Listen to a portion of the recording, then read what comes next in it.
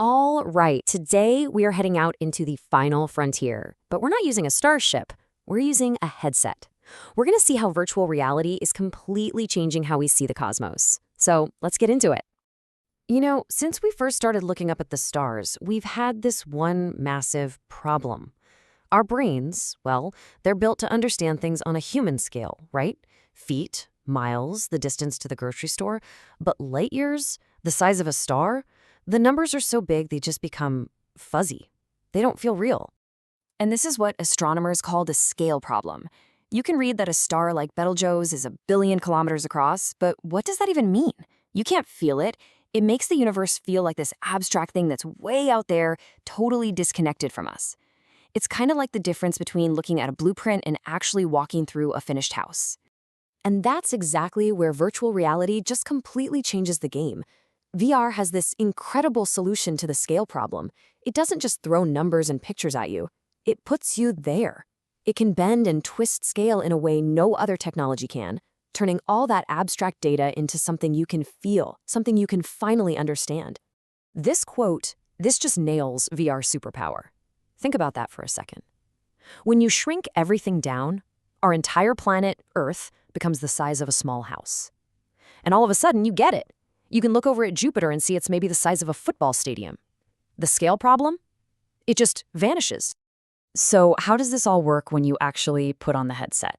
Well, we're going to take a tour of 5 really different VR astronomy experiences. Each one has its own idea about the best way to explore the universe. Let's start with the one that's designed to teach. First up is what I like to call the guided tour. And the perfect example is an app called Titans of Space Plus. This thing is built from the ground up to be a journey, like the coolest virtual field trip you've ever been on. If you want to get that first jaw-dropping sense of cosmic scale, this is where you start. And you're not just flying by planets here, you're actually interacting with them. The app lets you literally reach out, grab Mars and Earth, and hold them right next to each other to compare. You can launch a little probe to actually feel the difference in gravity between a tiny moon and a gas giant. You can even pop outside your ship for an EVA, an extravehicular activity, and just float among these now toy-sized giants. It's amazing. Okay, next up is the Solar System Navigator, and a great one is Space Atlas VR. So if Titans of Space is the beautifully curated museum tour, this is more like a high-tech expedition, and it's powered by real data from actual space missions. The key thing here is the data. It's real. The people who made this used verified NASA mission data, topographical scans, high-res photos, to build scientifically accurate models. This means you can stand on the surface of Mars and see a landscape that's been pieced together from data sent back by our own rovers. It's less of a tour, more of a virtual landing. All right, now we come to the 2 heavyweights in this space, and they have completely different ideas about what you should be doing. On one side, you've got Space Engine, the Explorer. Its goal is to create a 1-to-1 scale replica of the entire known universe. It uses real star maps and then fills in the blanks with scientifically backed procedural generation. You just explore, but everything's on rails following its orbit. Then you have Universe Sandbox, the Creator. This is not about passive exploration. It's a pure physics simulator. You are basically a god. You can smash moons into planets, crank up the sun's mass, and just watch the chaos unfold based on real laws of physics. For our last stop, we're leaving the world of consumer apps and stepping into pure science. This is the professional tool, and it's called Gaia Sky from the European Space Agency. This isn't really a game or a traditional simulation. It's a data visualization tool that real astronomers actually use. 1 billion. That's how many stars from the ESA's Gaia mission you can explore in this thing. And this isn't some artist's guess. This is the real deal. It is a catalog of 1 billion stars mapped by a real space telescope. And what you can do with that data is just mind-blowing. Gaia Sky lets you do what's called 6D exploration. So you're not just seeing where a star is, you're seeing its proper motion, how it's actually moving across the sky, and its radial velocity, meaning if it's moving toward us or away from us. You are literally flying through the raw data that is changing how we understand our own galaxy.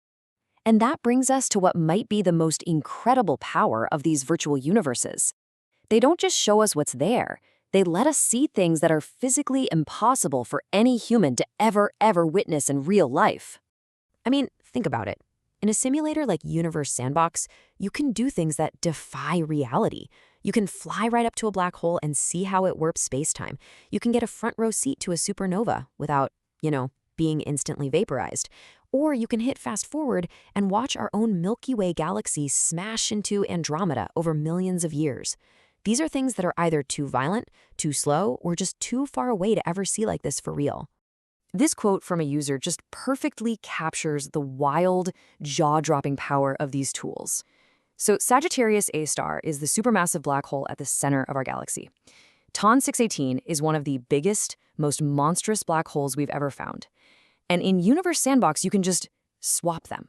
You can pluck this beast from deep space, drop it into the middle of our galaxy, and watch what happens.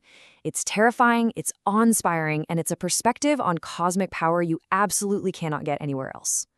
So after watching our solar system get wiped out, it's probably a good time to ask a pretty important question. How real is all this stuff? How much is actual science? And how much is just science fiction?